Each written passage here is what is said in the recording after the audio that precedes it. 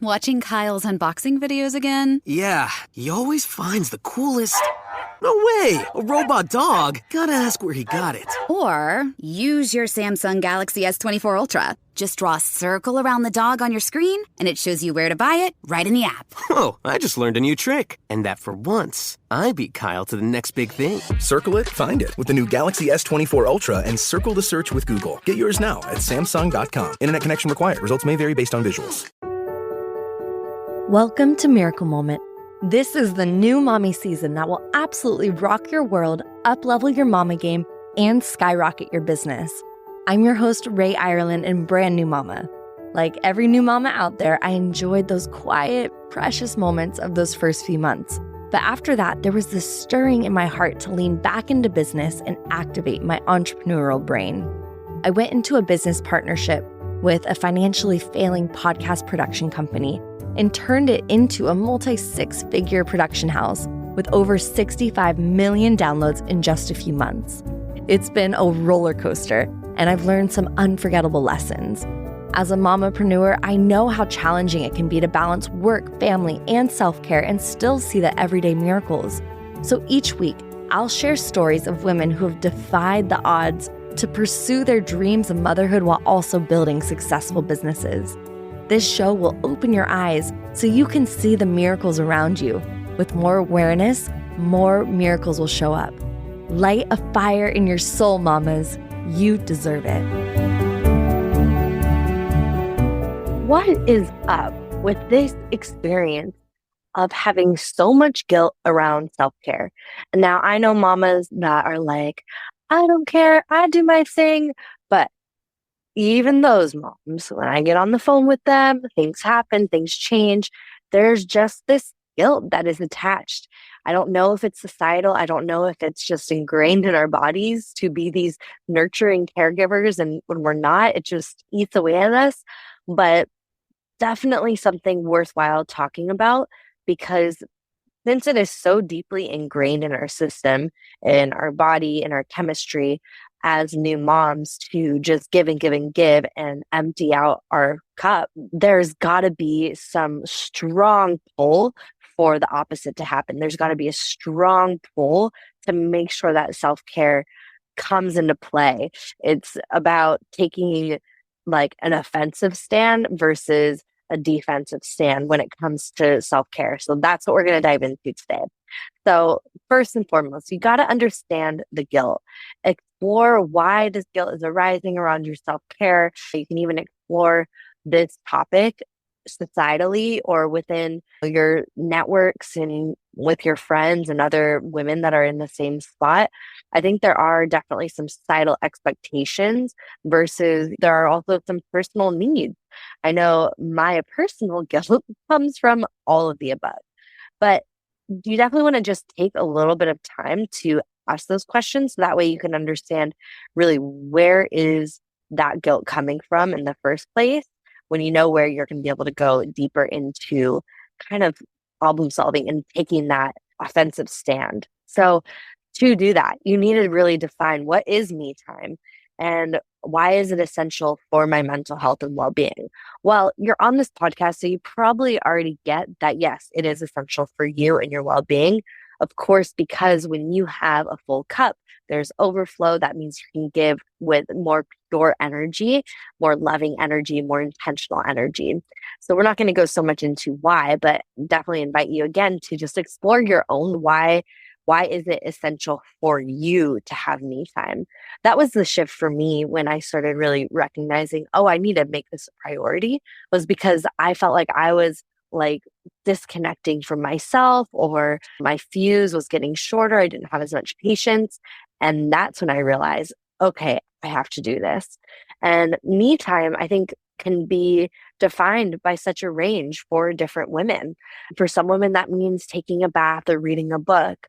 For others, that means going outside, getting some vitamin D, or going for an exercise, or going and taking a dance class, or singing, or just being in prayer.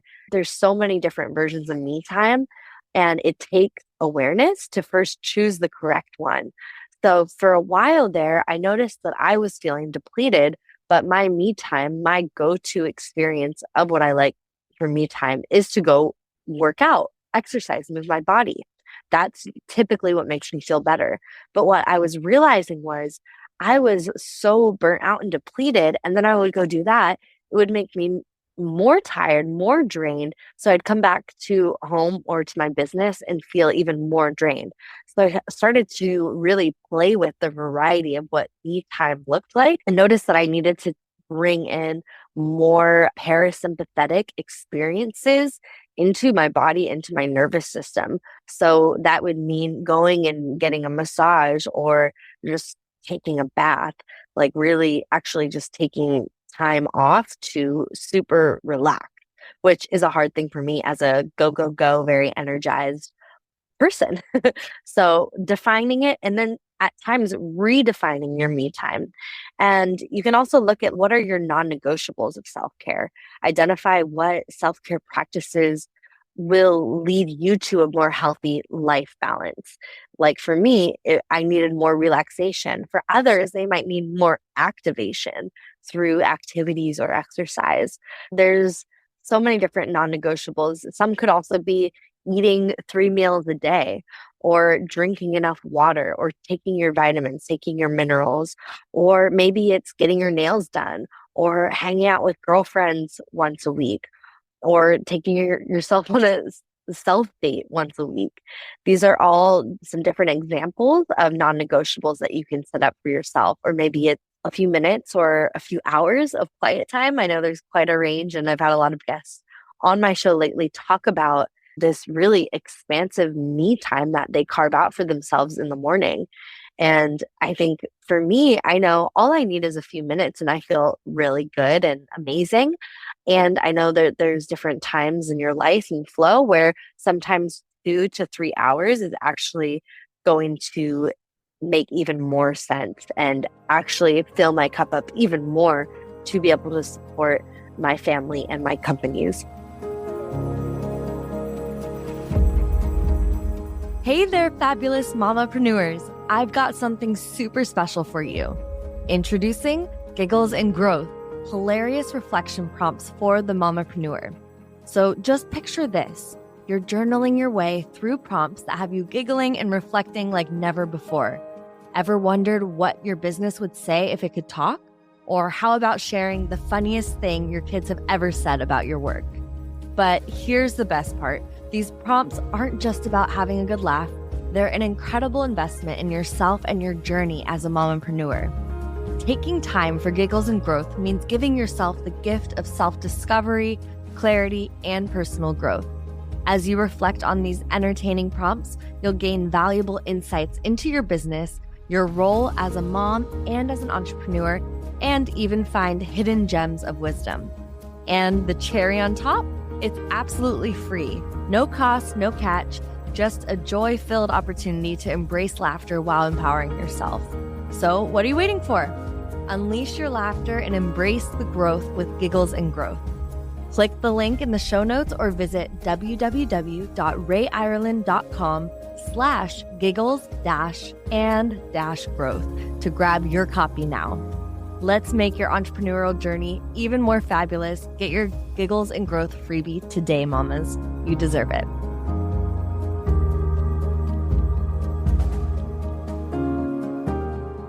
When you're doing this, I think having a baby, having a family naturally creates more desire and necessity for routines and structures and systems. So don't forget to put your self-care routine in your system and structure. Do not leave that on the back burner. And I would even go so far to say, put that in your routine and structure first. So if you can set that self-care routine up first, then do everything else for everyone else, I've found that my energy just feels so much more full. And I even noticed that one thing that's a non-negotiable for me, and this is a new thing that I'm bringing back into my daily flow, is singing. And I totally noticed the days when I sing first, I have a very different experience of my day. I have a different experience of stress and overwhelm versus the days where I maybe sing in the middle of the day or at the end of the day. Also, no and start to take awareness into account in terms of the timing that this self-care happens. And putting the self-care on the calendar first, I know that can feel selfish and maybe even triggering. And I want to challenge you in saying that reframe it as your top priority so that you can do everything else. This really will shift the narrative away from this luxury self-care thing into really a fundamental aspect of good parenting, of good entrepreneurship. And there's so many long-term benefits of having that regular self-care, both for mothers, families, and companies, that the science is there to back you up. You cannot deny it anymore. Even if there is that instinctual guilt that you're experiencing, you have to override it and you have to take that stance and saying, no, this is priority because this is the thing that will oil all of the engines, and just release that guilt. Let go of it, such as do some cognitive reframing if you need to, get into your positive affirmations, and also listen to things like this. Talk to other mothers. You'll hear the stories of mothers who have successfully overcome their self-care guilt and have stepped into a better place because of it. And as you do that, the ripple effect is going to be amazing. Taking care of yourself can positively affect your kids, your partner, the overall family dynamic. Then, of course, your company, your clients, your team. The experience of trying to pour from an empty cup is one that I don't wish upon anyone. And I think as new parents, we find ourselves in that place. It's like we don't see that we're almost there, and then we just get there, and it creates a lot of overwhelm and chaos. And that can be, we don't have to go down that road. You can do it a different way by setting up some boundaries, getting firm but loving boundaries in place around your personal time, letting everyone know that is in your environment, and really discuss the role of the boundaries in helping maintain your own mental health and also your relational health. Because if the other people that are in your environment, say your family, your team, stuff like that, actually support you and catch you and maybe even question you if you're not doing your self-care, they can only do that if they know that's actually going to end up benefiting them and the big picture. So the more that you can just involve everyone, I think it creates a beautiful dynamic of understanding and respect of me time. And it goes to say then, are you respecting others' me time? If you see your child, your baby, I see this all the time. They're playing so happy and someone comes over to almost get in their way. And I remember reading about just the importance of me time for their development. Let them get into their own world. Don't interrupt them. Even if it looks fun and you want to be there and you want to let them know that you're involved and that you're present, well, that's not the time to. Just like you want your time, they want their time. And so children can really learn from seeing their parents practice this type of me time self-care. And it's a beautiful thing that you get to pass down to them and really to your whole team. Because imagine if truly everyone was pouring from an overflowing cup, like so much more joy and intentionality and just care can be brought into those containers. And I know that when you do this, there is an inner critic, like there is that guilt piece. And so learn how to put that inner critic in the back seat, even if it's hard to totally throw them out of the car, right? And so go grab meditations, grab exercises, do things that will help lower that volume on the negative self-talk when it comes to this, and just keep listening to things like this that will reaffirm the need, the necessity for you to have and take that time for yourself. So, some little things that you can do in your daily life is start with 5 or 10-minute chunks of me time. It doesn't have to be this long thing. Other things that you can do is definitely get a calendar out and use a separate color for your me time experiences. So that way it really pops out. Put it in your Google Calendar. Make sure that you carve it out first and foremost. And then lastly, I know I've already said this, but continue to seek support from other people that are normalizing self-care. As we shift this discussion around self-care, we shift the practices around self-care, it will start shifting the globe, and we'll start to see positive ripple effects from this way far beyond the confines of our homes or our businesses. And so that's really what this episode is about, is like, how can we shift the narrative of self-care on the globe? And I got to tell you, it starts with mothers. It starts with mothers and it starts with fathers, but really for mothers, because I think we hold the guilt and we push it aside. And so we say, oh, we don't need our self-care. We need to be here for our families. We need to be here for our babies. And that really is not the truth, and is really perpetuating this culture of not taking care of oneself. I hope this is a powerful resource for any mothers that are struggling with self-care guilt to go through these tools and get this encouragement and prioritize your own well-being. It is so key. Self-care is a family strategy. It is a business strategy. There is entrepreneurial burnout, but there's also mother burnout. And if you have the two going for you, it's going to be really hard. Even if you have a busy work day, still got to schedule that me time. And think of it as your own self-care leadership. You are leading yourself into this journey of expansion. As you hold more, your capacity gets bigger. That may mean not necessarily bigger self-care, but definitely more intentional self-care.